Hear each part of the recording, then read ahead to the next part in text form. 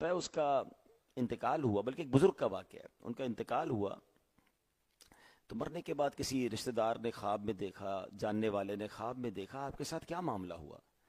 کہتے ہیں میرا انتقال ہوا تو مرنے کے بعد جب فرشتے قبر میں آئے تو اللہ کی طرف سے حکم دیا گیا اس کے گناہ گنو، تو میرے سارے گناہ کاؤنٹ کیے گئے۔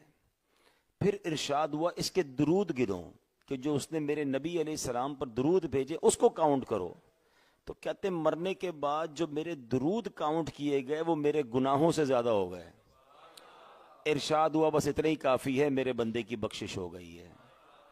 تو درود انشاءاللہ یہ گناہوں کا کفارہ، گناہوں کا یوں سمجھیے کہ انشاءاللہ عز و جل اس کے برکت سے اللہ نے چاہا گناہ معاف ہوں گے۔ اللہ کرے میں بھی آپ بھی کثرت سے درود پاک پڑھنے والے بن جائیں، محبت سے با آواز بلند درود پاک پڑھ لیجئے۔ صلو علی الحبیب صلی اللہ تعالی علی محمد صلی اللہ علیہ وسلم۔ تا قیامت اس بہار باغ جنت پر سلام، شان عزت کان رحمت جان عفت پر سلام، دل سے اس جانے جاں پر چاہیے پڑھنا درود، پہنچے امت سے شفیع جرم امت پر سلام، بے دل مسکین کا یا رب بھیجتا رہ تو مدام، تا قیامت شافع روز قیامت پر سلام۔ صلو علی الحبیب صلی اللہ تعالی علی محمد صلی اللہ علیہ وسلم۔ پیارے اسلامی بھائیو، آج میں نے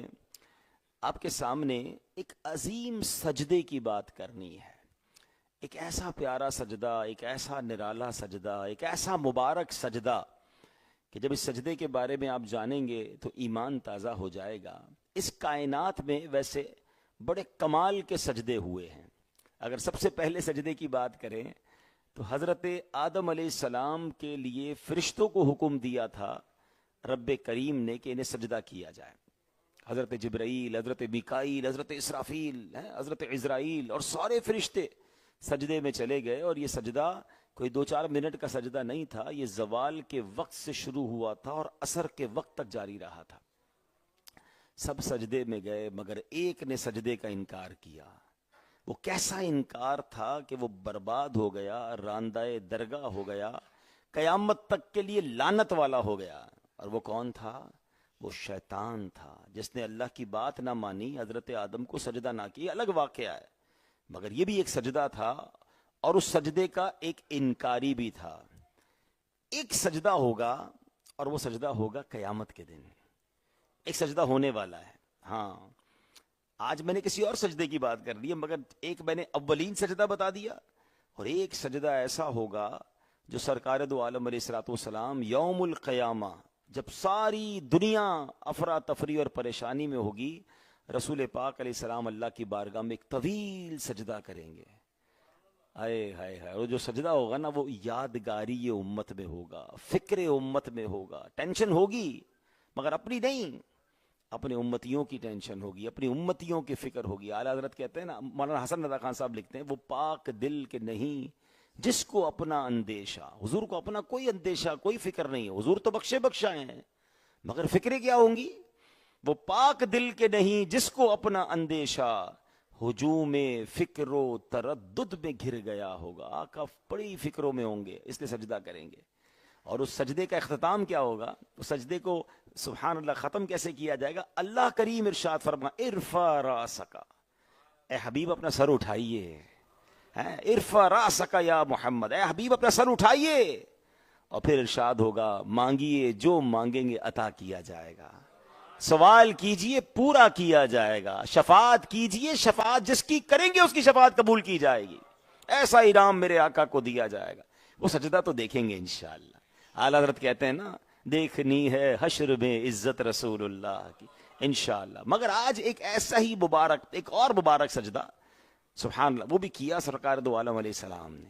بڑا طویل سجدہ تھا۔ سجدہ کب ہوا، کون سی رات کو ہوا، اور اس کا سبحان اللہ انداز کیا تھا، ذرا سنیے گا۔ مسلمانوں کی پیاری امی جان حضرت عائشہ صدیقہ طیبہ طاہرہ رضی اللہ تعالی عنہا فرماتی ہیں، ایک مرتبہ رات کا وقت تھا، جب آدھی رات ہوئی تو سرکار دو عالم علیہ السلام کہیں تشریف لے گئے۔ مجھے فکر ہوئی کہ میرے آقا کہاں چلے گئے۔ کہتی میں نے دیگر ازواج مطہرات کے حجروں میں دیکھا تو نبی پاک کہیں تشریف نہیں لائے۔ کہیں تشریف نہیں لے کر گئے تھے. واپس اپنے حجرے میں پہنچی تو دیکھا کہ جیسے کپڑا زمین پر رکھا ہوتا ہے اسی طرح نبی پاک علیہ السلام دنیا و ما فیہا سب چیزوں سے بے خبر ہو کر اللہ پاک کے حضور سجدے میں سر رکھے ہوئے ہیں. بڑی عاجزی کے ساتھ, بڑی انکساری کے ساتھ, دنیا کے تمام چیزوں سے فارغ ذہن کو خالی کر کے فقط بارگاہ الہی میں ایک سجدے کا انداز ہے. اور اب نبی پاک سجدے میں سر رکھ کر کہہ کیا رہے تھے, دعا کیا تھی, ذرا سنیے گا. سجد لکا خیالی و سوادی وآمن بک فؤادی فہادہ یدی وما جنیت بہا علی نفسی یا عظیم یرجا لکل عظیم یا عظیم اغفر الذنب العظیم عظیما سجد وجہی للذی خلقہ وشق سمعہ وبصرہ. آقا اللہ کی بارگاہ میں کیا عرض کر رہے ہیں, اے اللہ پاک تیرے حضور میرے خیال اور میرے جسم نے سجدہ کیا, تجھ پر میرا دل ایمان لایا, یہ ہاتھ ہیں جن سے خود پر زیادتی کی گئی, اے عظمت والے رب جس سے ہر عظیم بات کی امید لگائی جاتی ہے, اے عظمت والے رب بڑے گناہ بخش دے. میرے مولا میرا چہرہ جسے تو نے پیدا کیا اس پر کان اور آنکھیں بنائیں, وہ چہرہ تیرے حضور سجدہ ریز ہے. کیا انداز ہے, کیا گفتگو ہے, کیا عاجزی ہے. کون کر رہا ہے؟ جن کے سبب کائنات بنی ہے. ہائے ہائے, اللہ کے حبیب ہیں اور انداز دیکھیں دعاؤں کا. پھر نبی پاک نے سجدے سے سر اٹھایا. بی بی عائشہ کہتی پھر دوسرا سجدہ کیا, دوسرے سجدے میں ایک اور نرالی دعا کی. نبی پاک دعا کرتے ہیں اعوذ برضاک من سخطک واعوذ بعفوک من عقابک واعوذ بک منک لا احصی ثناء علیک انت کما اثنیت علی نفسک اقول کما قال اخی داود اغفروا وجہی فی التراب لسیدی وحق لہ ان یسجدا.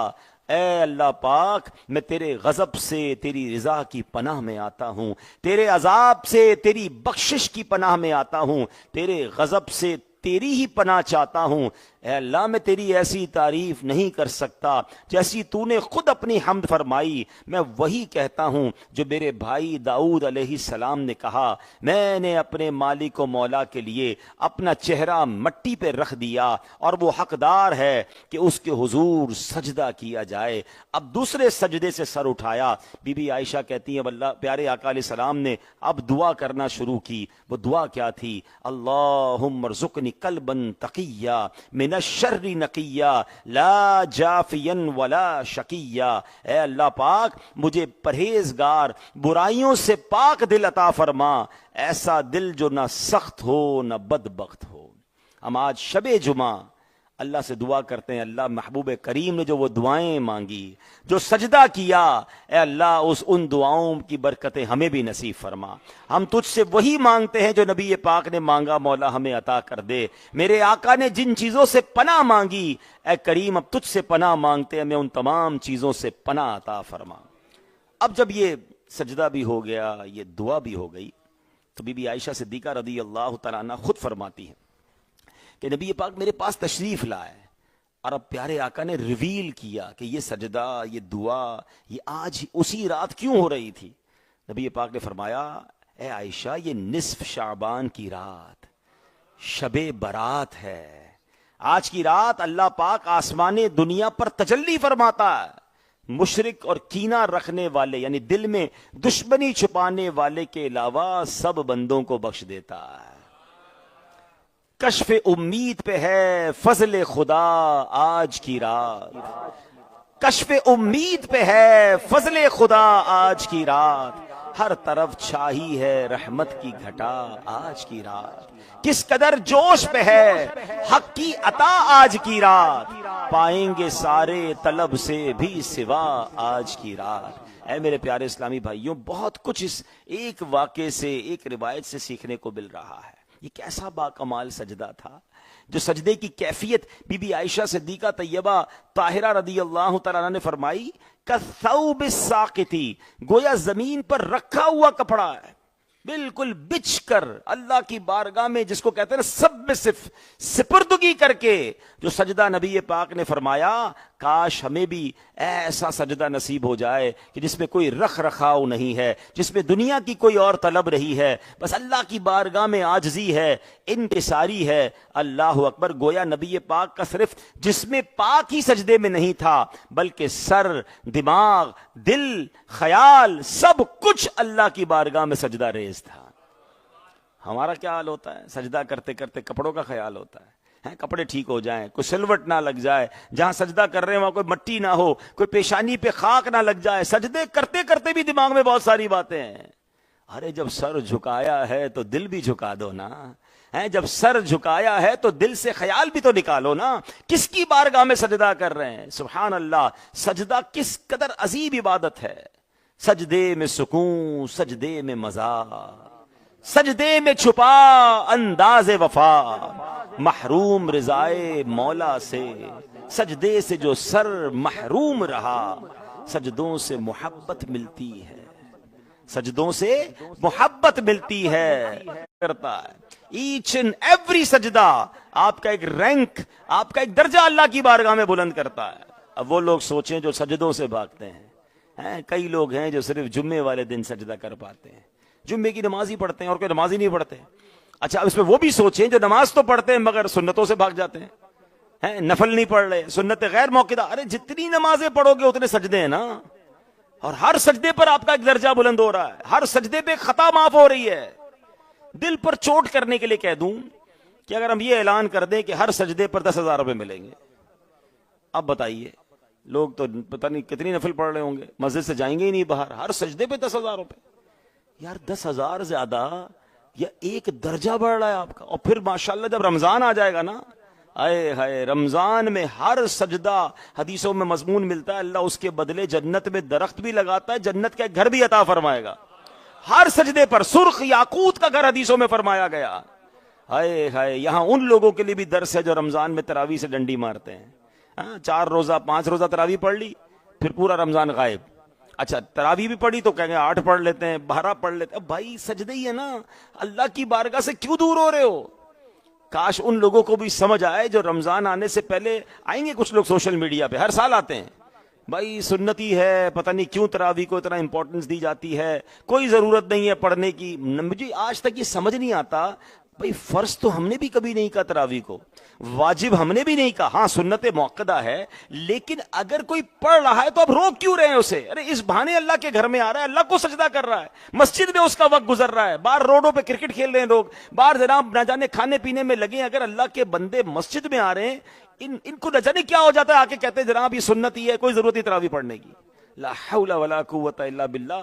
رمضان میں ہر سجدے پر اتنی برکتیں مل رہی ہیں اور تم اللہ کے بندوں کو نماز سے دور کر رہے ہو۔ ارے تراویح تو تراویح، ہم نے اس کے بعد اور نوافل پڑھنے چاہیے، ہم اشراق چاش پڑھیں، ہم اوابین پڑھیں، ہم تہجد پڑھیں، ہم صلاۃ اللیل پڑھیں۔ بزرگان دین ہزاروں سینکڑوں نوافل رمضانوں کی راتوں میں پڑھتے تھے، اور ہمارے یہاں سنت کو تو لوگ دور کر رہے ہیں۔ اور میں ایک اور بات بتا دوں، آج یہ پلاننگ ہے، پہلے آپ کو سنت سے دور کیا جائے گا اور ایک وقت آئے گا بندہ فرض اور واجبات سے بھی دور ہو جائے گا۔